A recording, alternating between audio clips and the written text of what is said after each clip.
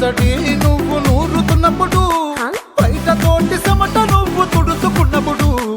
దండాన నీ సొక్క ఆరేస్తున్నప్పుడు, నీ ఒంటి